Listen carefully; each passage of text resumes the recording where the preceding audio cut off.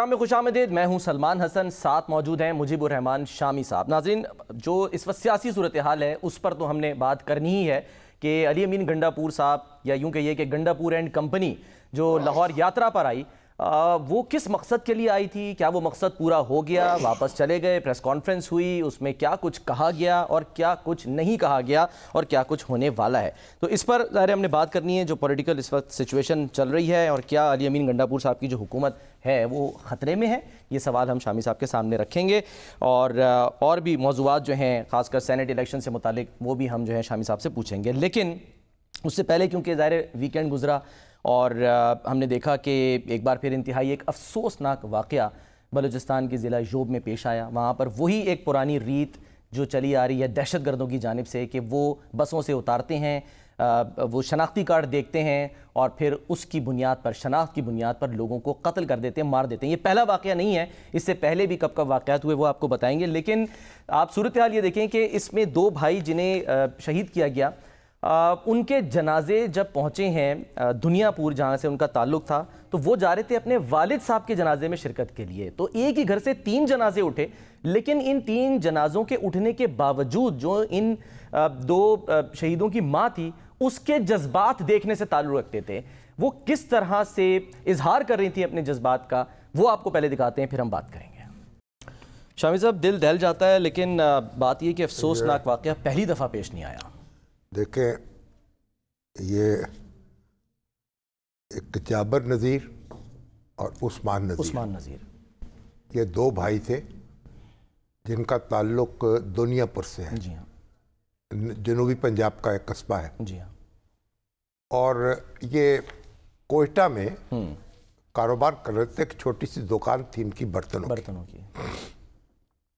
اور ان کے والد جو تھے نذیر, ان کا انتقال ہوا. ان کا جنازہ تھا جمعے کی صبح. جی ہاں, جمعرات کو انتقال ہوا. بالکل. اور یہ جمعرات کو وہاں سے روانہ ہوئے, بس میں بیٹھے اور تاکہ اپنے والد کے جنازے میں شریک ہو سکے. لیکن راستے میں بس جو ہے اس کو روکا گیا اور شناختی کارڈ چیک کیے گئے اور ان کو پنجابی ہونے کی پاداش میں قتل کر دیا گیا. اپنے والد کے جنازے میں تو شریک کیا ہوتے, ان کے اپنے جنازے اٹھ گئے. اب اسی بس میں ان کی بہن بھی سفر کر رہی تھی, ان کے بہنوئی بھی سفر کر رہے تھے. لیکن وہ بچ نکلے.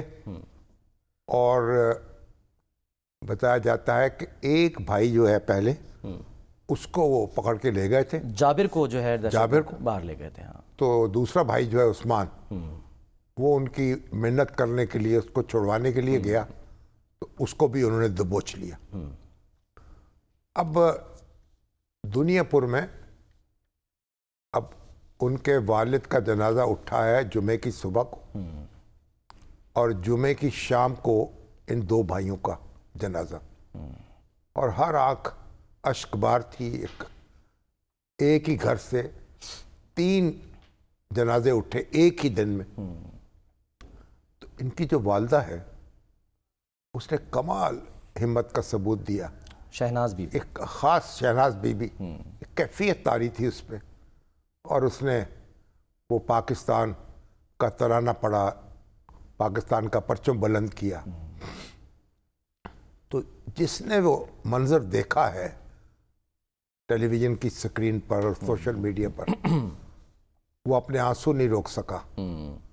اور اس نے سلام جو ہے بھیجا ہے شہناز بی بی پر, اس بہادر خاتون پر.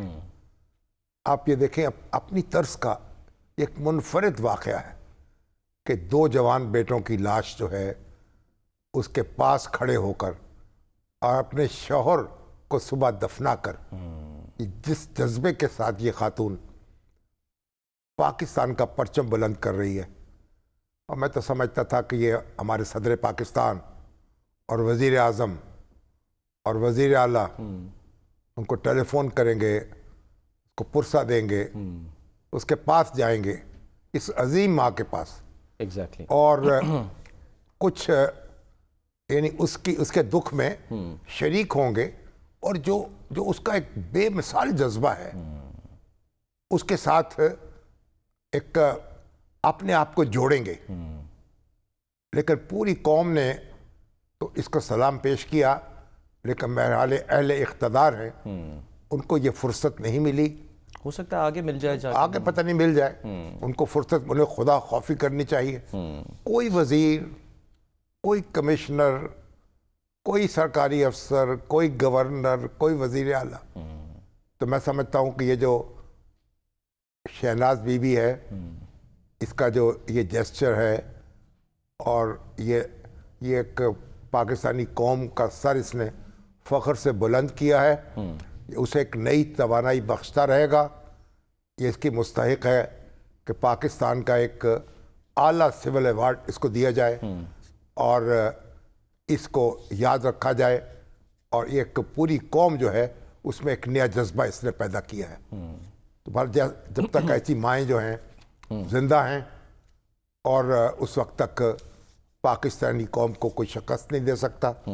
باقی تو پھر یہ وہاں واقعات ہوتے رہتے ہیں۔ اس سے پہلے بھی اگست 2024 میں یہ ہوا موسیٰ تھا، خیل میں واقعہ ہوا تھا، 22 افراد کو قتل کیا گیا تھا ایک بس سے اتار کے۔ جی ہاں، بیشتر اس یہ میں بڑی جو ہے پنجاب خونی سے شاہراہ ہے۔ 20 کا تعلق جو تھا وہ پنجاب سے تھا۔ اب اس کی ذمہ داری بھی وہ نام نہاد بلوچ لبریشن آرمی نے قبول کی تھی، اس کی ذمہ داری بھی قبول کی۔ نہتے لوگوں پر، معصوم لوگوں پر گولیاں برسانا، انہیں ہلاک کرنا۔ جنوری میں بھی سر پیش آیا تھا، ضلع بارکھان میں 7 افراد قتل ہوئے تھے۔ اپریل 2024 میں نوشکی میں، آپ کو یاد ہوگا واقعہ یہی، اس وقت بھی 9 افراد کو مارا گیا تھا۔ نہتے لوگ جو ہیں، ان کی شناخت، ان کا شناختی کارڈ دیکھ کر پنجابی ہونے کی پاداش میں ان کو گولیاں مارنا، ان کو ہلاک کرنا، اس سے بڑی بزدلی کی بات ہو نہیں سکتی۔ اور بلوچستان کے جو وزیر اعلیٰ ہیں، ان کی یہ بات انہوں نے درست کہی، بگٹی صاحب نے، کہ یہ کسی بلوچ کے ہاتھوں کسی پنجابی کا قتل نہیں تھا، یہ دہشت گردوں کے ہاتھوں پاکستانیوں کا قتل تھا، اور بلوچستان کے بھی اور پنجاب کے عوام مل کر ان کو شکست دیں گے اور ان کو کیفر کردار تک پہنچائیں گے۔ سر اب یہاں پر سوال یہ ہے کہ کچھ روز پہلے بھی بھارتی پراکسیز کی بات ہو رہی تھی، فتنہ ہندوستان کی بات ہوتی ہے۔ طلال چودھری صاحب جو ہیں وہ بھی یہی کہہ رہے تھے کہ دہشت گرد کی کوئی قومیت نہیں ہوتی، مرنے والے جو ہیں وہ پاکستانی ہیں۔ سوال یہ ہے کہ سر ہمیں اندازہ تھا کہ بھارت جو ہے جس طرح سے جنگ ہارا ہے اور اس کے بعد اس کی مسلسل سبکی ہو رہی ہے، تو اس طرح کی کاروائیاں جو ہے وہ اپنی پراکسیز کے ذریعے کر سکتا ہے۔ دہشت گردی جو ہے اس کی کارروائی کسی بھی وقت کسی جگہ ہو سکتی ہے، لیکن ایک بڑی خبر یہ ہے کہ پاکستان چین سے ایک ایسا ایکوپمنٹ لے رہا ہے جس سے ان دہشت گردوں کا تعاقب کرنا اور ان کو کیفر کردار تک پہنچانا آسان ہو جائے گا۔ تو ایسا ایکوپمنٹ کہ ان کی نشاندہی ہو سکے اور ان کو بر وقت ان کے خلاف کارروائی ہو سکے اور پورا علاقہ جو ہے اس کی نگرانی ہو سکے۔ یہ ایک پاکستان اور چین کے درمیان معاملہ طے پایا ہے، اور انشاءاللہ ایسا ایکوپمنٹ فراہم ہوگا ہمارے قانون نافذ کرنے والے اداروں کو، اور یہ جو دہشت گرد ہیں یہ چن چن کر ان کو ہلاک کیا جائے گا، اور یہ اپنے ان سے انتقام لیا جائے گا، اور ان کو وہ سزا دی جائے گی جس کے یہ مستحق ہے۔ اچھا شامی صاحب، کچھ تبدیلیاں بھی ظاہر ہو رہی ہیں، ری سٹرکچر کیا جا رہا ہے اداروں کو، خاص طور پہ ہم نے دیکھا کہ آج جو فرنٹیئر کانسٹیبلری ہے اس کا نام تبدیل کر کے فیڈرل کانسٹیبلری جو ہے وہ رکھا گیا۔ میں آپ سے جاننا چاہوں گا، لیکن ذرا دیکھ لیتے ہیں کہ طلال چودھری صاحب جو ہیں وہ اس کے بارے میں کیا بتا رہے تھے۔ آرڈیننس کے ذریعے جو ہے یہ اس کا نام تبدیل کیا گیا ہے، اس کا کام بھی ظاہر ہے تبدیل کر دیا، اب اختیار جو ہے اس کا پورے ملک میں ہوگا۔ تو طلال چودھری صاحب نے کیا کہا وہ دیکھتے ہیں۔ حکومت پاکستان نے فیصلہ کیا ہے کہ اب یہ فیڈرل کانسٹیبلری ہوگی، کیونکہ آرڈیننس ہوا ہے تو بہت سارے لوگ آرڈیننس پڑھے بغیر، اس کی ڈیٹیلز میں جائے بغیر اس کو فیڈرل پولیس سے تشبیہ دے رہے ہیں۔ تو ایک بات بالکل کلیئر کر لیں، جس کے لیے آج خصوصاً آپ سے یہ نشست رکھی گئی ہے کہ federal constabulary will remain Federal Constabulary. बड़ी एहतियात के साथ इसका ऑर्डिनेंस किया गया है और इसमें अब पूरे पाकिस्तान से लोग भर्ती किए जाएंगे। ये अब पूरे पाकिस्तान की फोर्स हो।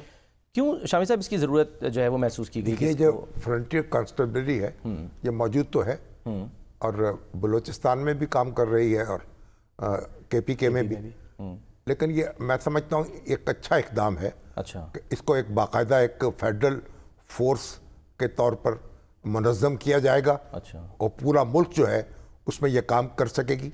देखें फौज की हर काम में हम फौज को आवाज़ देते हैं। बिल्कुल। अब दहशत गर्दों का जो सामना करना है, जो इंटरनल जो नज़्म व नस्क को और अमन व अमान को कायम रखना है, वो उसके लिए एक स्पेशल फोर्स की ज़रूरत है, फ़ौज की मुआवन फोर्स के तौर पर। अच्छा। फ़ौज को ताकि बार बार ना तलब करना पड़े, और ये एक अच्छा फैसला है। लेकिन अब मसला ये होता है ना कि वो दूध का जला जो है छाछ भी फूंक फूंक कर पीता है। जुल्फ़िकार अली भुट्टो साहब ने पहले ये फेडरल सिक्योरिटी फोर्स कायम की थी, FSF। जी हाँ। और उसके भी यही मकासद थे कि एक वफाकी फोर्स होनी चाहिए जो हमारे सिक्योरिटी फराहम कर सके, हमारे इदारों को, हमारे बड़ी अहम शख्सियात को, और फिर अमन व अमान कायम रखने में मदद दे सके और दहशत गर्दों का मुकाबला कर सके। सही। मगर उसमें यह हुआ कि उसको फिर सियासी तौर पर इस्तेमाल किया गया। भुट्टो साहब ने अपने सियासी मुखालफिन के ख़िलाफ़ उसको इस्तेमाल किया। उसकी अपनी एक चीरा दस्तियों की अपनी एक कहानियाँ हैं। और ये जो नवाब मोहम्मद अहमद खां का कत्ल है, जो उसका बड़ा जो मुकदमा जिसमें भुट्टो साहब को फांसी की सज़ा हुई, कसूरी साहब, वो जो है उसमें भी अहमद रज़ा कसूरी जो भुट्टो साहब के बागी एक MNA थे जी। और भुट्टो साहब बहुत ज़िच थे, उनसे बड़ी शदीद तनकीद करते थे, उनको निशाना बनाया गया। लेकिन वो निशाना, और FSF के अहलकार जो थे, जी हाँ, उन्होंने उनको कत्ल किया। सही। और उनके निशाना तो वो थे, सॉरी निशाना वो थे, लेकिन कत्ल नहीं हो वालिद सके। साहब जी उनके। वो तो उनके वालिद साथ बैठे थे, वो शहीद हो गए। और अहमद कसूरी तो अल्हम्दुलिल्लाह आज भी जिंदा हैं, बाकायदे हयात हैं। उन्होंने फिर FIR दर्ज कराई भुट्टो साहब के खिलाफ, और उस FIR की पादाश में फिर जो मुकदमा चला। और अब जो लोग कत्ल करने वाले थे उन्होंने खुद कन्फेस किया है, वो सारे FSF के ओहदेदार थे। सही। FSF के कारकुन थे। सही। और फिर मसूद महमूद जो थे वो फेडरल सिक्योरिटी फोर्स के डायरेक्टर जनरल, सही है, जो वादा मुआफ गवाह बने भुट्टो साहब के। और उसकी और भी उसने फेडरल सिक्योरिटी फोर्स ने बहुत तूफान उठाया, बहुत तूफान बदतमीजी मचाया। और आपके देखे लियाकत बाग में रावलपिंडी में नैब का जलसा था, सही, नेशनल अवामी पार्टी का, उस पर हमला किया गया, वहाँ लोग मारे गए, ज़ख्मी हुए। मतलब एक मुखालफिन को कुचलने के लिए ये फोर्स इस्तेमाल की। और जब फिर मार्शल लॉ लगा और जुल्फ़िकार भुट्टो साहब का इक़्तिदार ख़त्म हुआ, तो फिर जनरल ज़ियाउल हक़ ने उस फोर्स को ख़त्म कर दिया। ठीक, उसके बाद बदनाम हो चुकी थी। सही है। तो अब ये जो फेडरल फोर्स बनाई गई है कंस्टेबलरी, नाम मतलब हम कहने के चेंज किया गया, नाम बदला है, उसका पूरा मुल्क उसकी हदूद में होगा। तो एक मैं समझता हूँ कि ये अच्छा इक़दाम है, इसकी ज़रूरत है। लेकिन अब इसको सियासी मकासद के लिए इस्तेमाल नहीं होना चाहिए। और तलाल चौधरी साहब इसी का यकीन दिला रहे थे कि फेडरल सिक्योरिटी फोर्स जो है उसकी तारीख नहीं दोहराई जाएगी। और अब तो आप ये देखिए, ये रेंजर्स है ना, जो पाकिस्तान रेंजर्स के लोग जो मुझे आके मिलते हैं, अब रेंजर्स में दो किस्म के लोग, अच्छा, एक तो वो हैं जो फौज से डेपुटेशन पे आते हैं, जी हाँ, दूसरे जो रेंजर्स के अपने मुलाजमीन। सही। जो रेंजर्स के अपने मुलाजमीन हैं उनके लिए वो मरात नहीं है, उनकी तनख्वाहें मुनासिब नहीं हैं। अभी भी उनकी तनख्वाहों में सिविल और फौजी अफसरों के या कारकुनों के मुकाबले में बड़ा कम इजाफा हुआ है।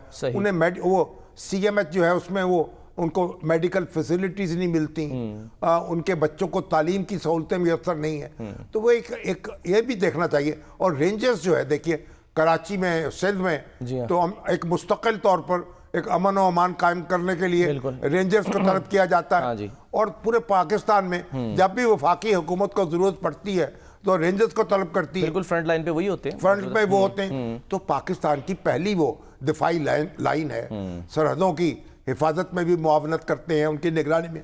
تو اب حکومت پر یہ بھی لازم ہے کہ ان کے حالات کار جو ہیں ان کا بھی جائزہ لیا جائے.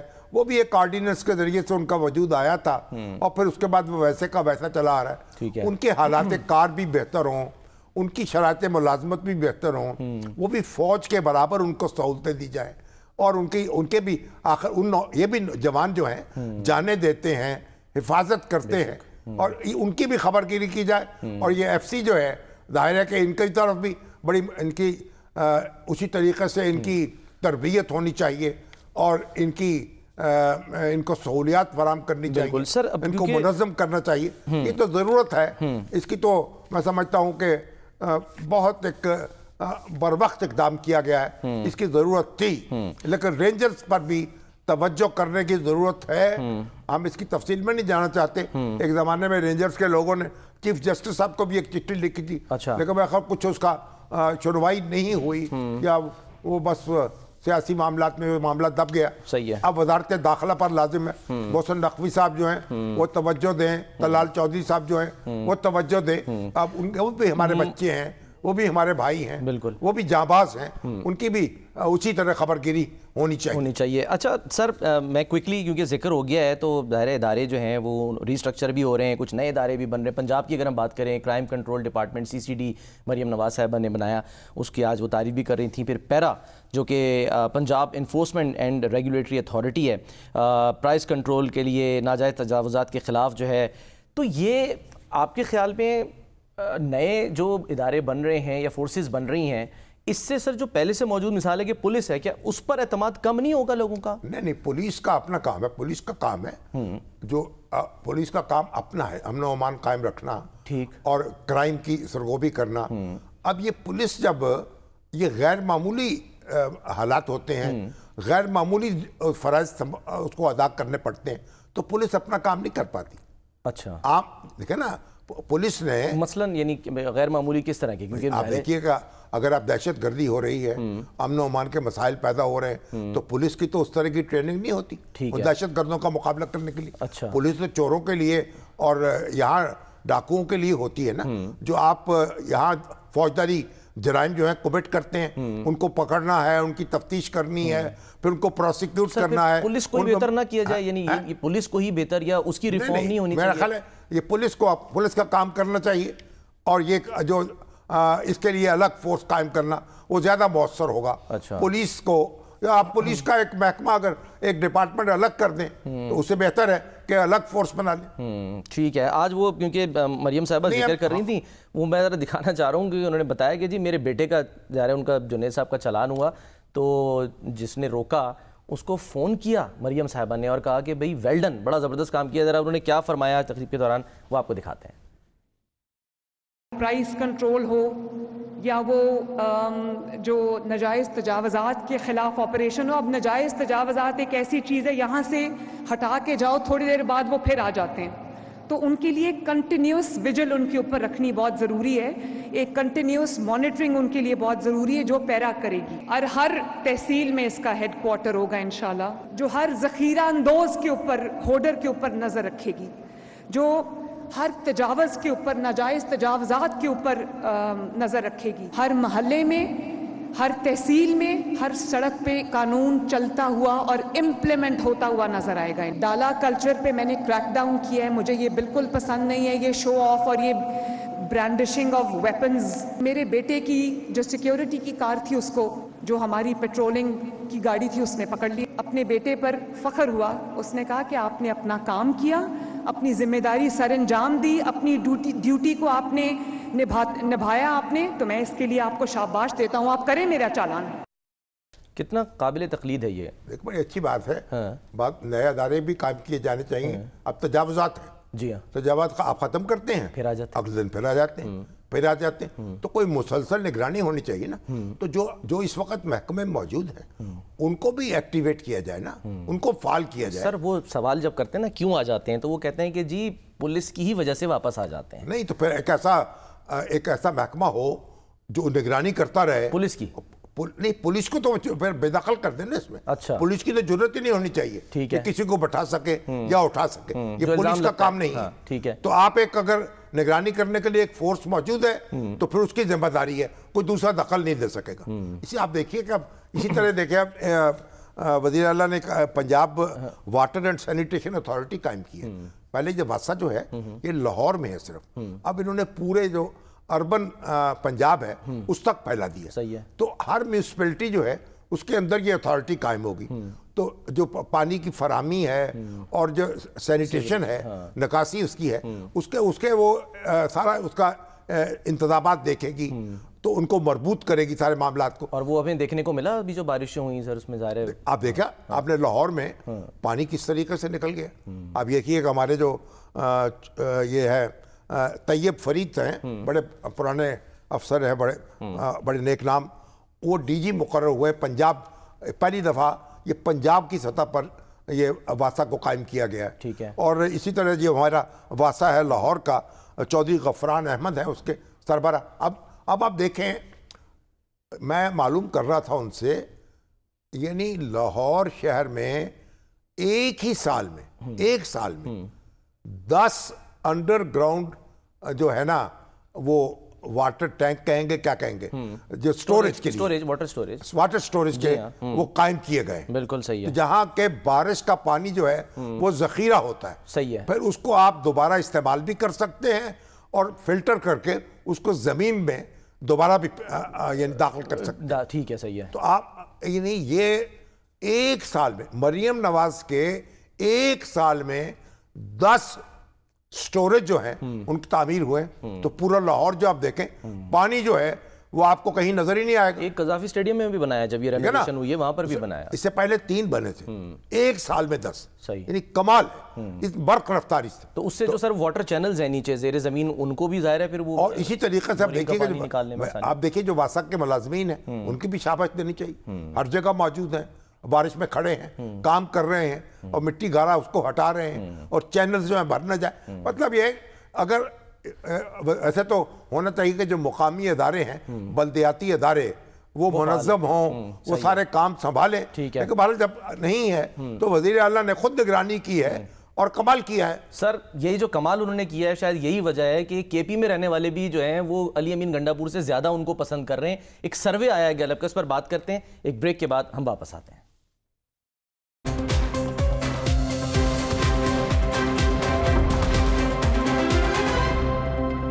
ویلکم بیک جی. ایک ایسا وقت جب کے پی حکومت پر کرپشن کے الزامات لگ رہے ہیں, بیڈ گورننس کے الزامات لگ رہے ہیں, اس میں ایک سروے بھی آ رہا ہے, وہ سروے بھی شیئر کرتے ہیں. علی امین گنڈا پور صاحب جو ہیں وہ قافلہ لے کر پنجاب آتے ہیں, اور پنجاب آ کر وہ یہاں پریس کانفرنس بھی کرتے ہیں, لیکن وہاں سے پنجاب کی جو قیادت ہے وہ غائب رہتی ہے, وہ شکوہ بھی کرتی ہے. علی امین گنڈا پور صاحب 90 روز کا ٹائم دے رہے ہیں اب احتجاجی تحریک کے لیے, اس کو پیک پر پہنچانے کے لیے. کیا کہا, ذرا انہی کی زبانی سنتے ہیں.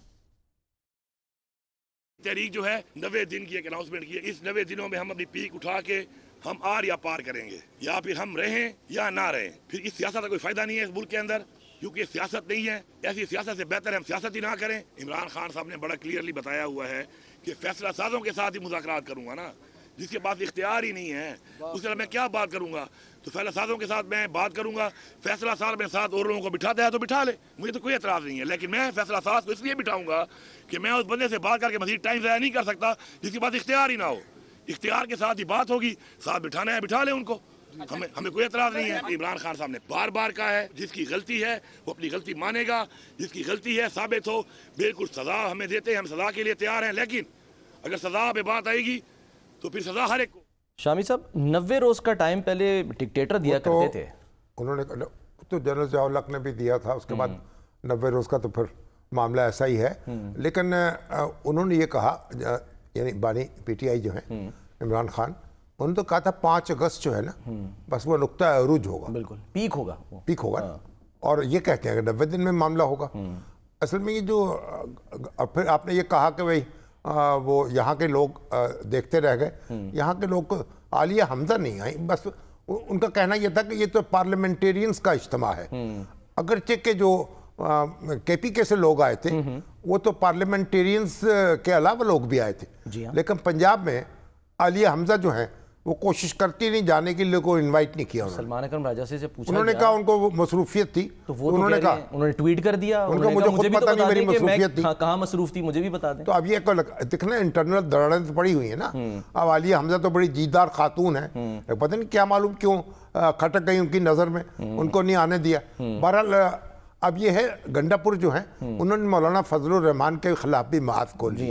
مولانا فضل الرحمان نے کہا تھا کہ اگر پی ٹی آئی اپنے اندر سے تبدیلی لے آئے، وہ اپنا وزیر اعلیٰ تبدیل کر لے، اس میں برافروختہ ہو گئے. پھر انہوں نے مولانا کو خوب جلی کٹی سنائی، اور مطلب اس میں پھر انہوں نے چھکے چوکے لگا دیے اور بڑی توہین امیز ریمارکس دیے.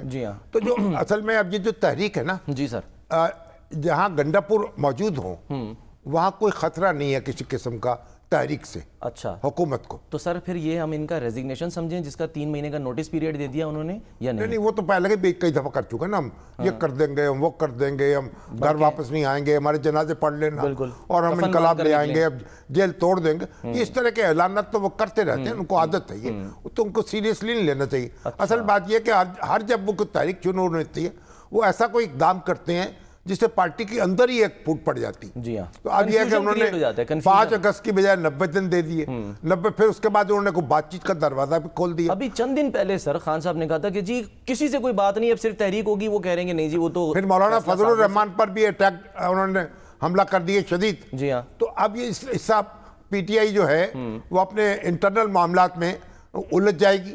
اور بھی تو آپ دیکھیں کہ وہ ہمارے اظہر جاوید صاحب نے لندن سے یہ خبر دی ہے کہ وہ جو جمائمہ خان ہیں وہ ناراض ہیں اس بات پر علیمہ خان سے، علیمہ باجی سے، کہ بھئی آپ نے ان سے پوچھے بغیر کیوں اعلان کر دیا قاسم اور سلیمان تحریک میں آئیں گے یا امریکہ جائیں گے.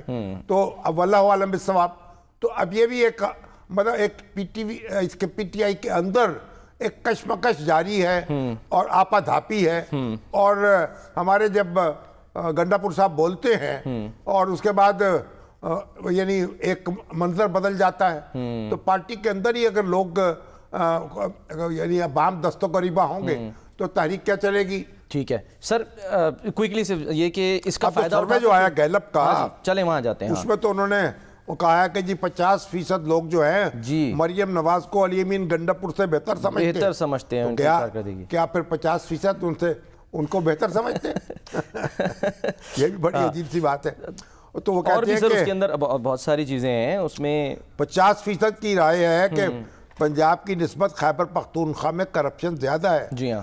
40% جو ہیں وہ کے پی کے 58% عوام اپنی سیکورٹی پہ مطمئن نہیں ہیں. جی ہاں. اور 57% لوگ دہشت گردی سے خوفزدہ ہیں.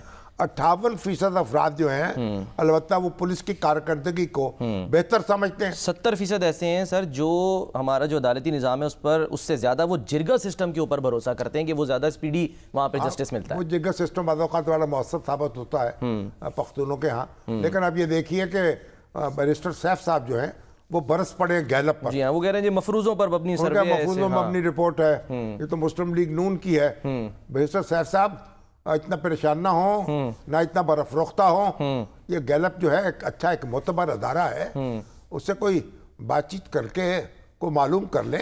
اگر آپ نے ریویو کرنے کے اگر تو کمزوریوں کی نشاندہی ہوئی ہے تو اس کو دور کر لیں. تو آئینہ ان کو دکھایا تو برا مان گئے. اتنا برا ماننے کی کیا بات ہے. تو چلیے اب 50% لوگ تو ایسے ہیں نا جو مریم کو تو 50% لوگ بہتر باقی 50 بھی تو کچھ کر رہے ہوں گے. صحیح ہے. اس لیے ان سے امیدیں لگائیں. ہاں ٹھیک ہے، چلیں سر آگے بڑھتے ہیں. اب ہمیں ایک تو یہ تفصیل سے بات کریں گے، کل کریں گے. ہاں ایگزیکٹلی، اس پر ذرا ہم ڈیٹیل میں بات کر لیں گے. سر مہر بخاری صاحبہ کی والدہ مہر بخاری ہماری جو بڑی پیاری اینکر پرسن ہیں ماشاءاللہ، بڑی گرجدار خاتون، بڑی ایک میں تو بڑا ایک ان کو دیکھ کر اور ان کی گونج گرج انداز بیان ان کا اور انداز بیان جو ہے اس سے بڑا انسپائر ہوتا ہوں اور خوش ہوتا ہوں. تو ان کی والدہ جو ہیں وہ ایک عرصے سے بیمار تھی. جی ہاں. اور بستر سے لگی ہوئی تھی، تو اللہ کو پیاری ہو گئی اور اللہ تعالیٰ ان کی مغفرت فرمائے. اور ہماری مہر بخاری جو ہے اور ان کو اور ان کے اعزاء کو صبر دے اور ان کو حوصلہ دے تاکہ وہ اس صدمے کو برداشت کر سکیں. ہم ظاہر ہے کہ وہاں کل ان کی رہائش گاہ پر جنازہ پڑھایا گیا اور ہمارے مختلف مسالک کے لوگ جو تھے شانہ بشانہ کھڑے ہو کر انہوں نے نماز جنازہ ادا کی. بے شک شیعہ سنی جو ہے کوئی تفریق نہیں تھی, بالکل اور شیعہ سنی میں تفریق ہونی بھی نہیں چاہیے, ایک ہی چہرے کی دو آنکھیں ہیں نا. تو بہرحال اللہ تعالیٰ ان کی مغفرت فرمائے, ان کے درجات بلند کرے جنت میں, اور مہر بخاری جو ہے ان کو صبر اور حوصلہ دے. آمین. سر کوئکلی جاتے جاتے ہم نے جو ہے وہ اپنے ناظرین کو بتانا ہے کہ ہم نے وہ جو سوال و جواب کا سلسلہ ہے ناظرین کا وہ دوبارہ شروع کیا. ہاں جی, جواب تو ہم دیں گے, سوالات وہ کریں گے. ہمارا سلسلہ پہلے جاری تھا, لوگ سوال کرتے تھے, پھر کچھ رک گیا کیونکہ لائیو کالیں لیتے تھے تو اس میں کچھ تھوڑی سی بعض اوقات تجاوز بھی ہو جاتا تھا. تو اب دوبارہ اس کو شروع کرنے کی سوچ رہے ہیں. تو واٹس ایپ نمبر جو ہے, جی ہاں نمبر آ گیا سر, وہ اپنے ناظرین کو کہتے ہیں آپ جو ہیں وہ نوٹ فرما لیں. 03 پینٹا 4 یعنی 5 دفعہ 4, 03 44 444 0233 یہ نمبر ہے. اس پر آپ ہمیں اپنی ویڈیو بھی چاہیں تو بھیج سکتے ہیں, آپ ہمیں جو ہے وہ آڈیو کی صورت میں آپ اپنا سوال بھیج سکتے ہیں, آپ ہمیں لکھ کر جو ہے وہ سوال بھیج سکتے ہیں. لیکن یہ یاد رکھنا ہے کہ جب بھی آپ سوال بھیجیں اپنا نام ضرور بتائیں, کہاں سے کس جگہ سے جو ہے وہ آپ یہ میسج کر رہے ہیں یا لکھ رہے ہیں یا آڈیو بھیج رہے ہیں وہ ضرور بتائیں. اور کائنڈلی اس نمبر پہ کال نہ کریں کیونکہ اس پہ ظاہر کال کوئی نہیں اٹھائے گا, صرف آپ ویڈیو کی صورت میں یا پھر آڈیو کی صورت میں یا لکھ کر جو ہے وہ اپنا سوال بھیج سکتے ہیں. شامی صاحب یہاں پر موجود ہیں, جو بھی آپ کا سوال ہوگا شامی صاحب یہاں پر اس کو جو ہے تفصیل سے اس کا جواب جو ہے وہ ضرور دیں گے. ایک بریک لیتے ہیں, بریک کے بعد ہم واپس آتے ہیں.